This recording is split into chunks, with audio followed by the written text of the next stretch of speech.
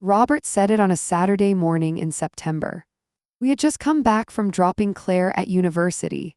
The last one, the youngest, our daughter, 22 years old and entirely ready for the world in the particular way of people who have been waiting for their life to begin and can feel it finally starting. We had helped her carry her things up to the third floor.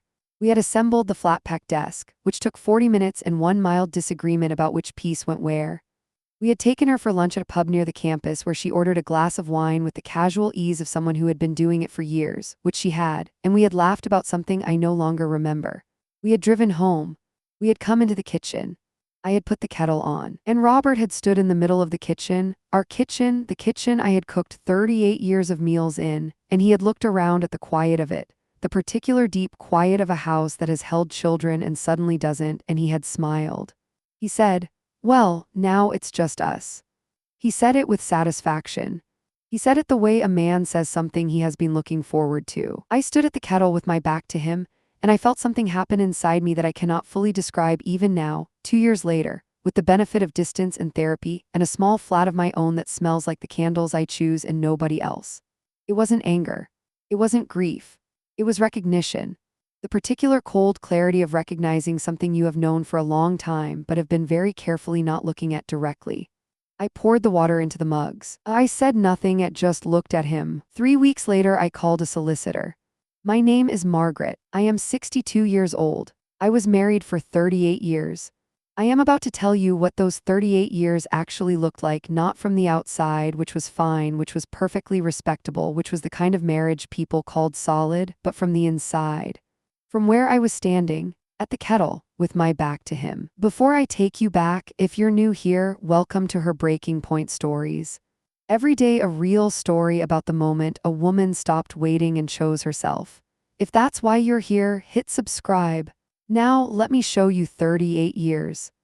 Robert and I met at a friend's wedding in 1985. He was 27, I was 24. He was tall, well-dressed, the kind of confident that reads at 24 as security. He bought me a drink. He asked me questions and listened to the answers. He called me the following week, which in 1985 required actual effort and meant something. We dated for 2 years. We married in 1987 in a church in the town where I had grown up, with my mother in the front row crying the good kind of tears, and my father looking proud in a way he rarely permitted himself to look. We were, by any external measure, well matched. Robert was an engineer. I had been a teacher, secondary school English literature, a job I had loved with the particular love of someone who has found work that asks real things of them. When James was born in 1989, I took maternity leave. When I went back part-time, Robert said very reasonably, very calmly, that it might be simpler if I stayed home while the children were small, that his salary covered everything comfortably, that I could always return when they were older. I stayed home. Claire arrived in 1991. I stayed home for the next 15 years. I want to be careful about this part. I am not telling you that staying home to raise children is a mistake. It wasn't a mistake. My children are extraordinary people. James, who is 35 and teaches at a university himself now, with his father's precision and my love of language. Claire, who is 22 and fierce and funny and entirely her own person. I am not sorry for those years. What I am telling you is what happened to me inside them. The woman who had loved teaching, who had stayed up late marking essays and writing comments in the margins and genuinely, deeply cared whether a 15-year-old understood why Atticus Finch matters. That woman did not disappear when I had children. She just got very quiet. She got quieter year by year, in the way that things get quiet when they are not given room to make noise. When the days are full of school runs and packed lunches and dentist appointments and the management of a household that requires constant attention, there is not much space left for the self that existed before the household. I had told myself for 15 years that I would go back to teaching when Claire started secondary school. When Claire started secondary school, Robert pointed out that his hours had become longer and someone needed to be available for the children in the afternoons. I took a part-time role at the local library instead. Admin, filing, not teaching. I told myself it was fine, not good, not what I had wanted. But fine. Fine is, I have come to understand, the most expensive word in the English language. I want to tell you about the thing I called our marriage, because from the outside it looked like a good one. Robert wasn't violent. He wasn't an alcoholic. He didn't have affairs, not that I knew of, and I believe I would have known. He was present in the physical sense, reliably present in the house, at the dinner table, on holidays. What he was not, and this is the thing I could not name for 30 years, was interested. Not in me. Not in who I was, or what I thought, or what I might have wanted. He was interested in the life I maintained for him. That is a different thing entirely. Happy enough is what I said when people asked, "Are you happy?" The question, the social question, the one that isn't really a question because the expected answer is yes and everyone knows it. Happy enough. Yes, happy enough. And the person asking would nod and move on, and we would both be satisfied with the transaction. I had performed happy enough so many times that I had stopped noticing I was performing it. Let me tell you what the years looked like in practice. Robert came home at 6:30 most evenings. I had dinner ready. He sat in the same chair. He talked about work, not with me, at me. The distinction matters. Talking with someone requires interest in their response. Talking at someone requires only a present body and the occasional nod. I nodded. I had become very good at nodding. On weekends, Robert played golf on Saturday mornings and watched sport on Saturday afternoons and did the crossword on Sunday mornings. These were not activities we shared. They were activities he had. My weekends were the same as my weekdays, which is to say, the house, the children, the organization of the domestic infrastructure that made Robert's leisure possible. I had a book group on the first Thursday of every month. Diane, my closest friend, who has been my closest friend since we met at the school gates when James was 7, was in it with me.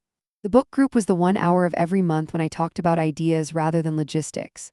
When I said what I thought about a book, and someone was interested in what I thought. I looked forward to book group the way a person dying of thirst looks forward to a glass of water. That tells you something. Robert was not cruel. I want to say that again because I know it is the first question. Was he cruel? Was he abusive? And the honest answer is no, not in any way that would appear in a checklist, not in any way that would satisfy a person looking for a clear villain. What he was indifferent. Indifference is a slow thing. It doesn't announce itself. It doesn't break you on a Tuesday in a dramatic, definable way. It accumulates. Year by year, conversation by conversation, the small indifferences layer over each other like sediment until what is underneath, who you were, what you wanted, what you thought, is simply buried. I will give you examples. When I mentioned, in year 12 of our marriage, that I had been thinking about going back into teaching, that I had looked into retraining, that there was a course, Robert said, "Is that really practical? The hours are long and the children still need you here." He didn't raise his voice. He didn't forbid it. He simply raised a practical objection in a reasonable tone and moved on to something else. I didn't take the course. When I mentioned in year 19 that I wanted to take a weekend trip with Diane, a short break, nothing extravagant, a spa in the countryside, Robert said, "That's quite expensive for 2 nights, isn't it?" He wasn't wrong. It was expensive. But he had spent more on golf equipment in that same year without asking whether I thought it was practical. I didn't take the trip. When I mentioned in year 26 that I had been offered a part-time tutoring role at the local secondary school, 2 afternoons a week, teaching A-level English literature to small groups, exactly the thing I had always loved, Robert said. "It's up to you, of course. But with my schedule the way it is, you'd need to sort out your own transport and don't come to me when it's inconvenient." I didn't take the role. 3 times. 3 times over 26 years, I had tried to retrieve something of myself. 3 times a reasonable, calm, unemotional objection had been enough to make me put it back. I need to tell you about the years when the children were teenagers. Because that was when I just started, not clearly, not consciously, to understand that what I had been experiencing had a name. Not abuse. Something quieter than abuse and in some ways harder to leave because it doesn't give you the dramatic moment that says, "Now you know." It gives you 30 years of small moments that only add up when you finally sit down and add them. The summer James turned 17 and Claire turned 15, we went on holiday to Portugal. A villa, a week, the 4 of us. The kind of holiday that looks in photographs like a family at the height of its happiness. The pool, the sun, the meals outside, everyone slightly tanned and laughing. I have a photograph from that holiday, all 4 of us at a restaurant on our last evening. Robert has his arm around me. We are both smiling. I look at that photograph now, and I wonder what I was thinking behind the smile. I think I was thinking about what to cook when we got home. I think I was thinking about whether Claire's uniform still fitted, or whether she needed new shoes before September. I think I was not, in that moment, thinking about myself at all. On the last night of that holiday, after the children had gone to bed, I sat on the terrace with a glass of wine and looked at the dark outline of the hills and felt something I didn't name at the time.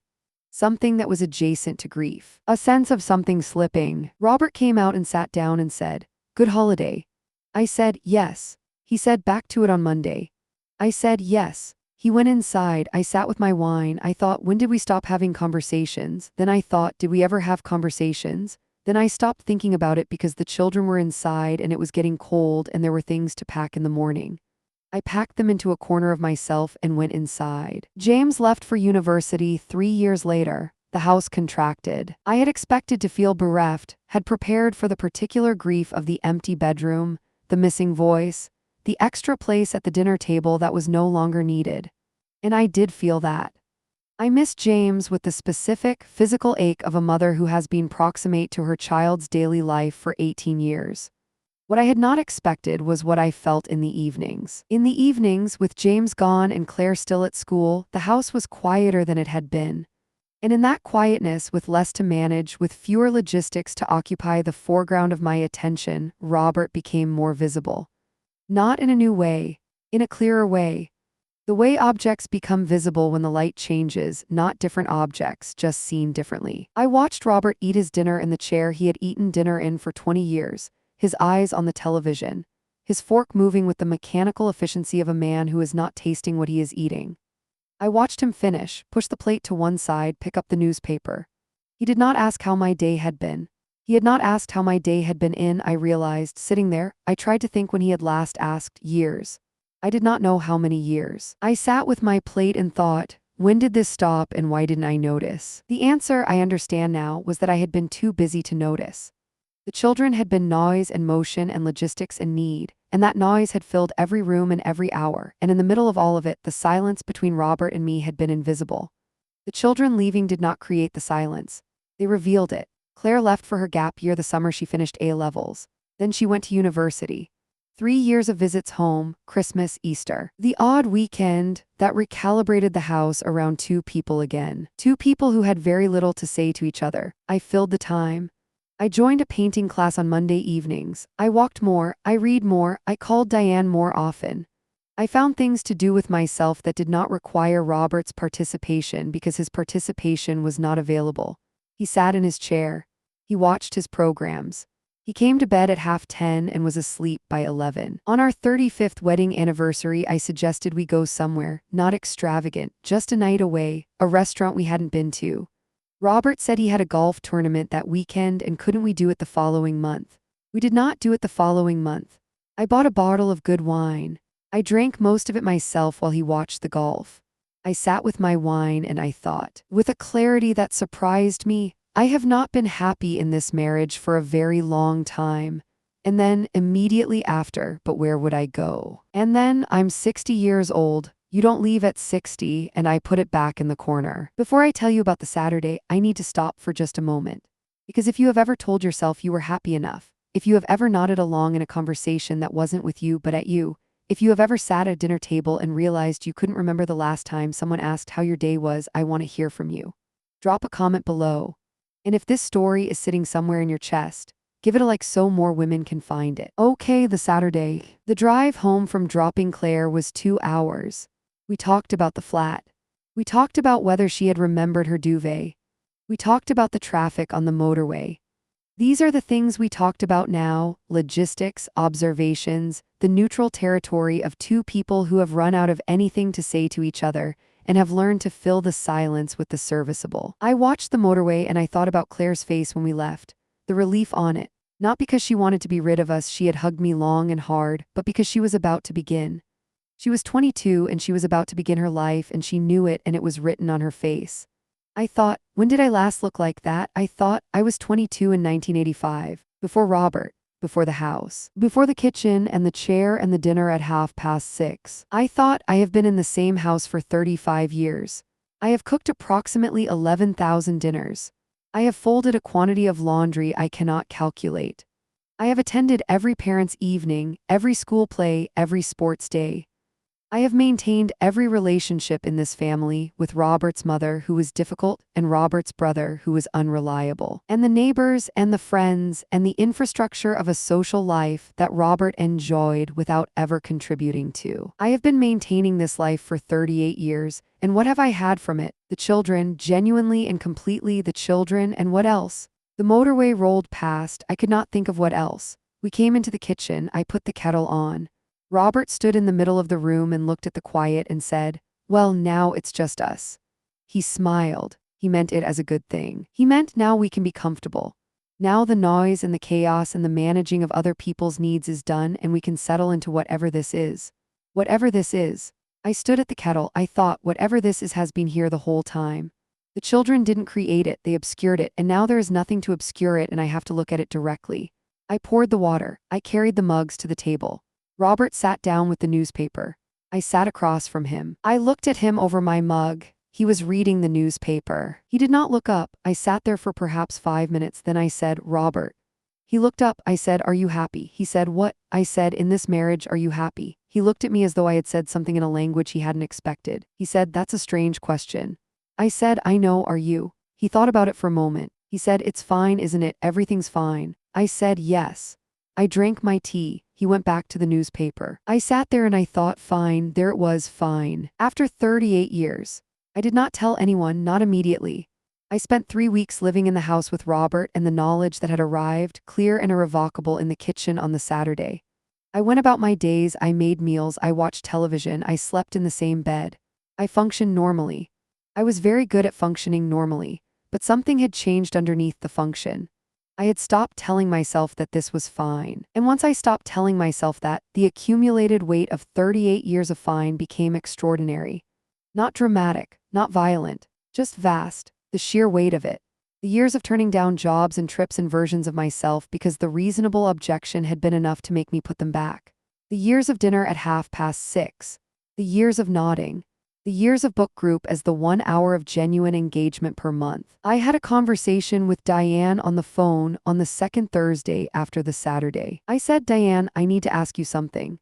She said, "What?" I said, "Have I seemed unhappy to you for a long time?" A pause. She said, "Margaret." I said, "Tell me honestly." She said, "I have been waiting for you to ask that question for approximately 15 years. I closed my eyes. I said, "Why didn't you say anything?" She said, "Because you weren't ready to hear it, and because it wasn't my marriage to have opinions about." She paused. She said, "Are you ready now?" I said, "I think so." She said, "Good, come over." I went over. I sat at Diane's kitchen table, which is round and painted yellow and always has flowers on it, which is so different from my own kitchen table that the difference felt symbolic. And I talked for 2 hours. I talked about the teaching I hadn't gone back to and the trips I hadn't taken and the tutoring role I hadn't accepted. I talked about the anniversary wine I had drunk alone. I talked about the drive home from dropping Claire and the newspaper and the word fine. Diane listened to all of it. At the end she said, "What do you want to do?" I said, "I want to leave." She said, "Okay." She said it the way you say something when you have been waiting a long time to hear the other person say their part. I said, "I'm 62. She said, "I know." I said, "People will think it's mad." She said, "Some people will, the people who matter won't." I said, "I don't know who I am outside of this marriage." She said, "I know, that's the exciting part." I looked at her. She said, "Margaret, you are the most intelligent, capable, underused woman I have known for 30 years. Whatever is on the other side of this, you are going to be extraordinary in it." I did not cry. I had been trained across 38 years not to cry at the table. I cried in the car on the way home. I cried for a long time. They were not unhappy tears. I called the solicitor on the Monday of the 3rd week. Her name was Carol Webb.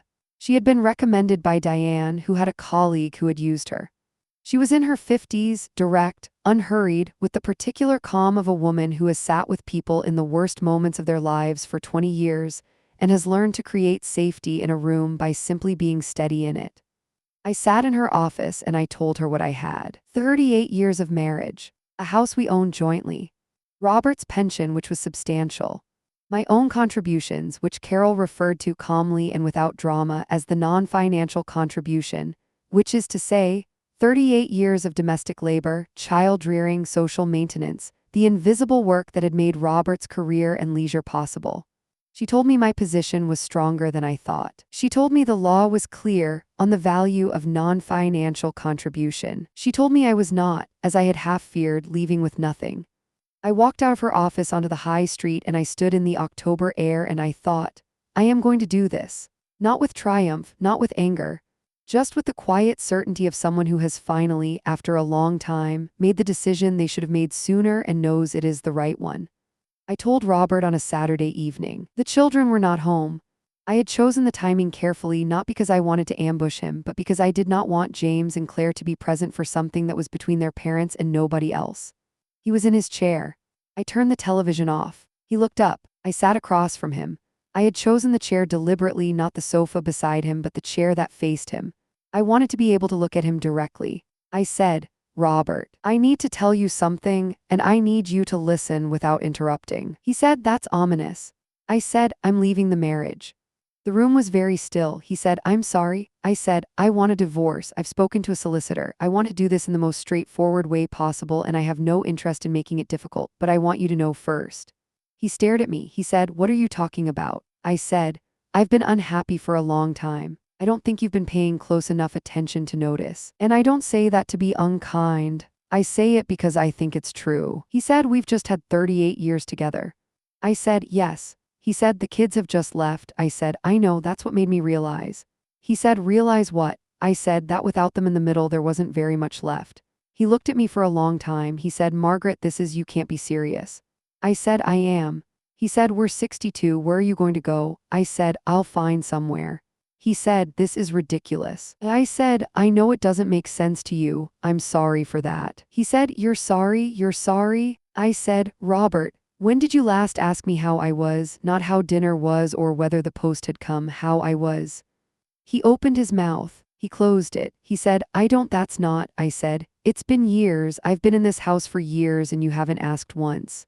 He said, that's not how I show. I said, I know it's not how you show things. I'm not angry at you for who you are. I'm just telling you that who you are and what you need and what I need have not been compatible for a very long time, and I have been adjusting for that incompatibility at considerable cost to myself, and I can't continue to do it. He looked at his hands. He said, I didn't know you felt like this. I said, I know. He said, why didn't you say something? I said, I tried. 3 times, the teaching, the trip with Diane, the tutoring role. He looked up. I said, you gave me practical objections each time in a reasonable voice and I accepted them. He said, I didn't mean. I said, I know you didn't mean to. I know it wasn't calculated. That doesn't change what it cost. He was quiet for a long time. Then he said, and this is the part I want you to hear, the part that told me more than anything else that I had made the right decision. He said, but what will I do about dinner? Not, I love you, not, let's find a way, not, I don't want to lose you, dinner. After 38 years, dinner, I stood up. I said, that, Robert, is the right question. I went to bed. The months that followed were the hardest of my adult life and some of the most alive I have ever felt. Both things simultaneously. That surprised me. The hard parts were real, and I will not pretend otherwise. The legal process, which Carol managed with the efficiency of someone who had done this many times, which was both professional and, I found, vaguely comforting, took 8 months. There were negotiations about the house, about Robert's pension, about the settlement. I was well advised and I did not come out of it poorly. The years of non-financial contribution were counted. They had weight. But the legal process was the easy hard thing. The difficult hard thing was the identity. I had been Margaret and Robert for 38 years. Before that, I had been someone's daughter, someone's student, someone's girlfriend. I had not been simply Margaret, a Margaret with no relational suffix, since before I could clearly remember. I did not know at 62 what Margaret alone looked like. I found out. I moved into a flat in October. The 2nd October after the Saturday, 1 year after. 2 bedrooms, the second of which I turned into a study. A small garden I had not expected to love as much as I did. The first night I cooked dinner for one. I cooked it carefully. I chose something I liked rather than something Robert liked. I ate it at the kitchen table with the radio on and a glass of wine and a book open beside my plate. I sat there after with the second glass of wine and I thought, this is mine, not the flat, well, the flat, yes, but more than the flat. This evening, this quiet, this glass of wine chosen by me, this book, this radio program about something I was interested in.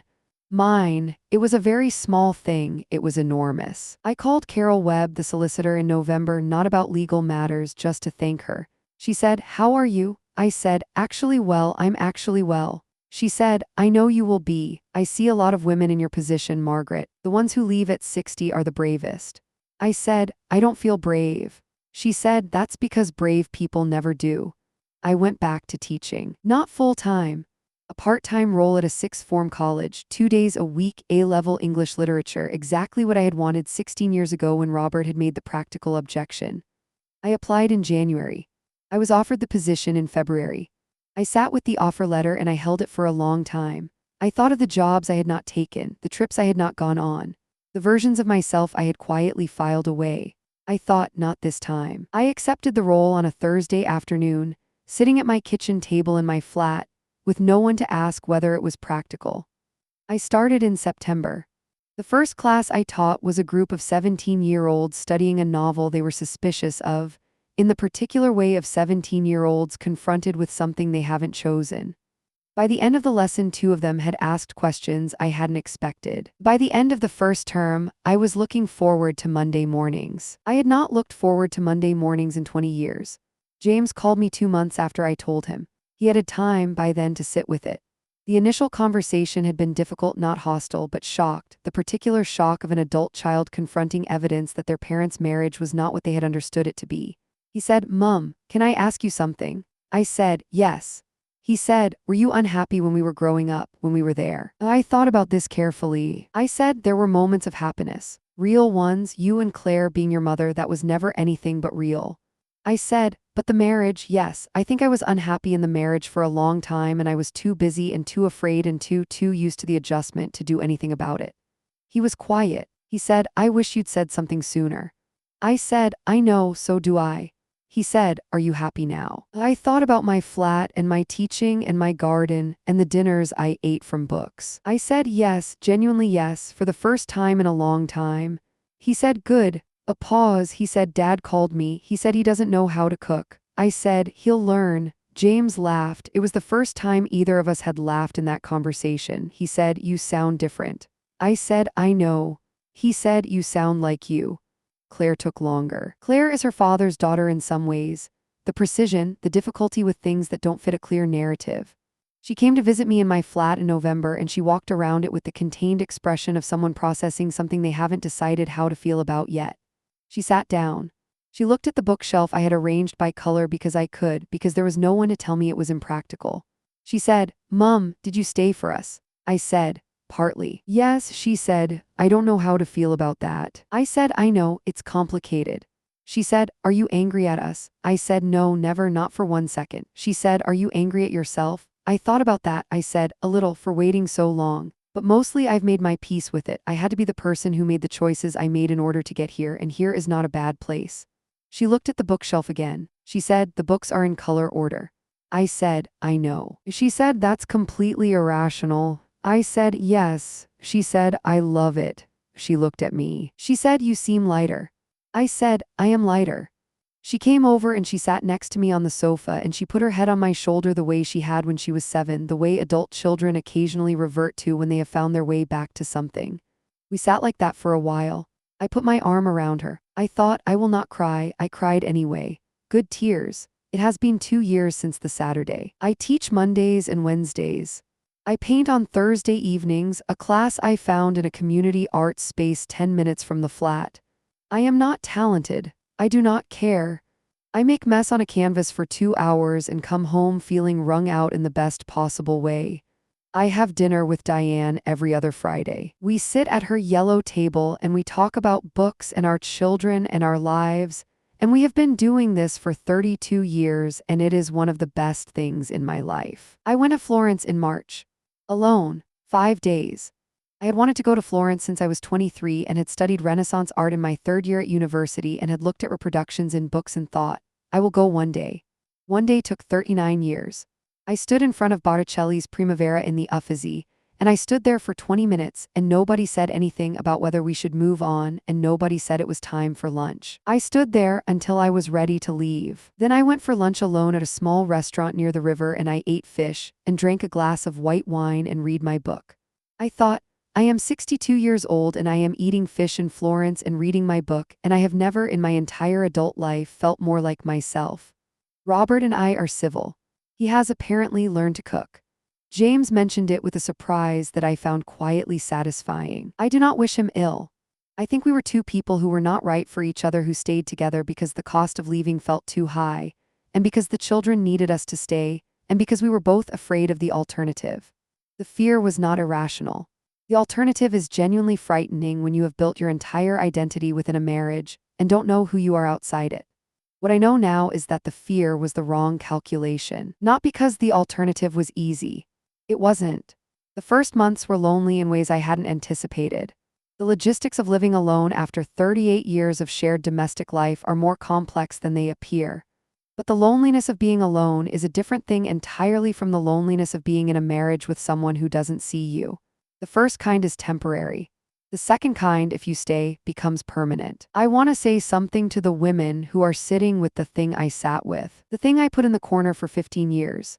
The thing I picked up briefly and looked at and put back because I was 60, because we'd been together 30 years, because where would I go, because people would think it was mad, because it was just fine, wasn't it? Everything was just fine. Here is what I know. Fine is not a life. Fine is the absence of bad things. Fine is survival. Fine is what you say to people who ask the social question and don't want a real answer. You deserve more than fine. You deserved it at 40 and at 50, and you deserve it at 60 and 70 and every year after that. The years you have left are not fewer than the years you've had. They are your years. They are not the years of the marriage that didn't ask how you were. They are not the years of the dinners at 6:30 and the nodding and the adjustments. They are yours. Take them. I think about the Saturday often, not with bitterness, with something more like gratitude, the particular gratitude of a person who was shown something clearly at last, after a long time of choosing not to look. Robert stood in the kitchen and said, "Now it's just us," and meant it as a comfort. And it was a comfort. Just not the way he intended. It was the comfort of clarity. Of the moment when the thing you have been managing and adjusting for and quietly setting aside for 38 years becomes, suddenly, undeniable. I am glad I was standing at the kettle. I am glad I didn't turn around, because if I had turned around, I might have smiled. I might have said, "Yes, just us." I might have carried the mugs to the table and picked up my book and told myself it was fine. And I might have stayed. I am so glad I didn't stay. Florence, on a Tuesday in March, with Botticelli's Primavera and a glass of white wine and a table to myself, and no one to tell me it was time to move on. That is what was waiting on the other side of the Saturday. It took me 62 years to get there. It was worth every single year. If you have ever told yourself you were happy enough, if the word fine has been doing work in your life that shouldn't have to do, I want to hear from you. You don't have to be 62. You don't have to have 38 years behind you. You just have to be honest with yourself about the weight of the thing in the corner. The thing you keep looking at and putting back. Drop a comment. Tell me where you are. Tell me what fine looks like in your life. Tell me what you're afraid of. Tell me what you want. I read every single one. And if Margaret's story reached you today, share it. With one woman who is sitting with the Saturday she hasn't had yet. With one woman who is standing at the kettle and hasn't turned around. Tell her what's waiting on the other side. Hit subscribe now, please.